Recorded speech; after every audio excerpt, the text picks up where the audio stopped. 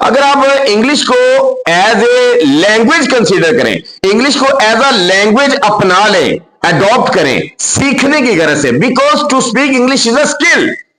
Skill अगर आप सीखेंगे तो देन अगर आप मैट्रिक भी करेंगे तो आपके अंदर जो एफिशिएंसी होगी, आपके अंदर जो लर्निंग होगी, आपका जो वे ऑफ टॉकिंग होगा, वो एक बी और एम ए पढ़े लोगों से कम नहीं होगा।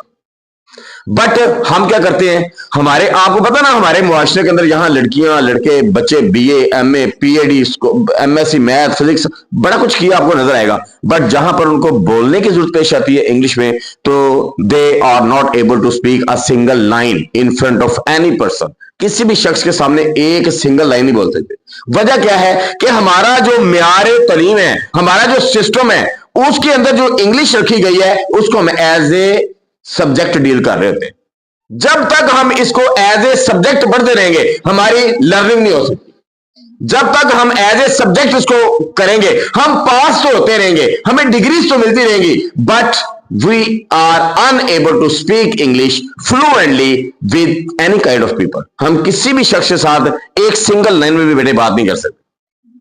तो इन चीजों को देखते हुए जो नया सिलेबस आ रहा है, जो नई बुक्स आ रही हैं, उसके अंदर लैंग्वेज की टिप्स को, लैंग्वेज के ऊपर ग्रिप हासिल करने के लिए, लैंग्वेज की टेक्निक्स बच्चों को सिखाने के लिए बाकायदा उसके ऊपर एक एक्सरसाइजेज आनी शुरू हो गई हुई। और अब इंशाल्लाह वो टीचर्स उन बच्चों को इस तरीके से भी लेकर के चलेंगे। जैसे देखे ना, एक छोटी सी बात है, एक दो मिसाल आपको देता हूं। फॉर एग्जाम्पल अगर अभी हमने देखे ये बोर्ड के ऊपर एक वर्ड लिखा हुआ है लॉन्गिंग फॉर, यानी असल वर्ड होता है बेटा लॉन्ग फॉर, लेकिन मैं कहता हूं लॉन्गिंग फॉर, कि मैंने इसको एक इस तरीके से प्रैक्टिस करवानी आपकी कि आपको पता चल जाए कि इसको हम यूज कैसे कर सकते हैं। फॉर एग्जाम्पल अगर किसी ने ये कहना हो यार मैं इम्तिहान देने के लिए तरस रहा हूं, मैं लिखने के लिए तरस रहा हूं, मैं उससे मिलने के लिए तरस रहा हूं, मैं अपनी मामा से मिलने के लिए तरस रही हूं, मैं अपने पापा से मिलने के लिए तरस रही हूं, मैं तुम्हारे आने के लिए तरस रही हूं, वो मेरे साथ जाने के लिए तरस रहा है, वो मूवी देखने के लिए तरस रहा है। हम अपनी डेली लैंग्वेज में बेटा यूज करते हैं ना ये वाले वर्ड। तो वहां पर आपने सिंपल क्या करना है, आई एम को जब स्पोकन में बोला जाता है तो आम होता है ना खाने वाला आम, आई एम जब आप बोलेंगे तो क्या बोलना है, आम। क्या बोलना है, आम बोलना है। आम लॉन्गिंग फॉर, मसला अगर मैं कहता हूं मैं पढ़ने के लिए तरस रहा हूं, I am longing for reading. मैं लिखने के लिए तरस रहा हूं, बेटे एक्टिव होकर बोलने हैं, आई एम लॉन्गिंग फॉर। मैं देखने के लिए तरस रहा हूं, I am longing for watching, I am longing for watching. मैं लिखने के लिए तरस रहा हूं,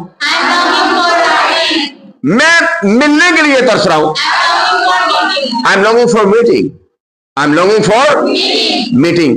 लॉन्ग फॉर का मतलब मकसद असल तब समझ में आएगा जब हम इसको अपनी रूटीन में यूटिलाइज करेंगे कि लॉन्ग फॉर जब लग जाता है इकट्ठा तो वहां होता है तरसना किसी चीज को, बेताबी के साथ, बेचैनी के साथ। I'm longing for reading, I'm longing for sitting, I'm longing for standing, I'm longing for meeting, I'm longing for taking, I'm longing for drinking, I'm longing for visiting, I'm longing for coming, I'm longing for going, long for। और इसी तरह अगर what's there to, यानी जिसको हम कहते हैं what is there to, लेकिन लैंग्वेज में स्पोकन में इसको बोलते हैं what is को इकट्ठा बोलेंगे what's there। what is को इकट्ठा करके कैसे बोलना पड़ेगा, What's there to, What's there to, इतना, और आगे वो पहले लगाते जाना बस। मतलब मैं कहता हूं बात में क्या जाता है, What's there to talk, What's there to talk। लिखने में क्या जाता है, अरे वाह वेरी गुड, लिखने में क्या जाता है, what is there, I mean what's there to write। अरे बैठने में क्या जाता है, अरे खड़े होने में क्या जाता है, बोलने में क्या जाता है, अरे खेलने में क्या जाता है, सुनने में क्या जाता है, What's there to listen, What's there to, अरे इम्तिहान देने में क्या जाता है, What's there to take exams, What's there to, पढ़ने में क्या जाता है, What's there to read, What's there to read। एक हिंट है What's there to और पहली फॉर्म। लिखने में क्या जाता है, बोलने में क्या जाता है, सच बोलने में क्या जाता है और झूठ बोलने क्या जाता है, सच बोलने में क्या जाता है, झूठ बोलने में क्या जाता है, बैठने में क्या जाता है, बात मान लेने में क्या जाता है, कॉफी पी लेने में क्या जाता है, चाय पी लेने में क्या जाता है, मूवी देख लेने में क्या जाता है, प्रैक्टिस मॉल जाने में क्या चला जाता है, तुम्हारा क्या चला जाएगा। अगर ये बात मान लोगे तो क्या चला जाएगा, अगर पी लोगे तो क्या चला जाएगा, अगर सुन लोगे टीचर की बात तो क्या चला जाएगा, अगर वालद की बात मान लोगे तो क्या चला जाएगा। अक्सर हम अपनी रूटीन में बातें यूज करते हैं। What's there to talk, what's there to listen, What's there to help? मदद करने में क्या जाता है, What's there to help? Understand कर रहे हो आपको। तो पहला हमने क्या, I'm longing for पहले कहा, तरस रहा है, और दूसरा हमने क्या कह दिया, What's there to, और पहली फॉर्म। यानी जब आपने कहना है I'm longing for, तो आपने ing वाली फॉर्म लगानी। I'm longing for reading, I'm longing for meeting, I'm longing for sitting, I'm longing for drinking, I'm longing for bringing, I'm longing for cutting, I'm longing for visiting। तरस रहा हूं जाने को, तरस रहा हूं आने को, तरस रहा हूं मिलने को, तरस रहा हूं लिखने को, तरस रहा हूं बोलने को, तरस रहा हूं मुलाकात करने को, तरस रहा हूं बात करने को, तरस रहा हूं सच बोलने को। और जब कहने के क्या जाता है आपका, यार ये काम करने में क्या जाता है, ये काम करने में, what's there to, what's there to, what's there to. भाई प्रैक्टिस करोगे तो ठीक होएगा ना, करोगे? Am I right?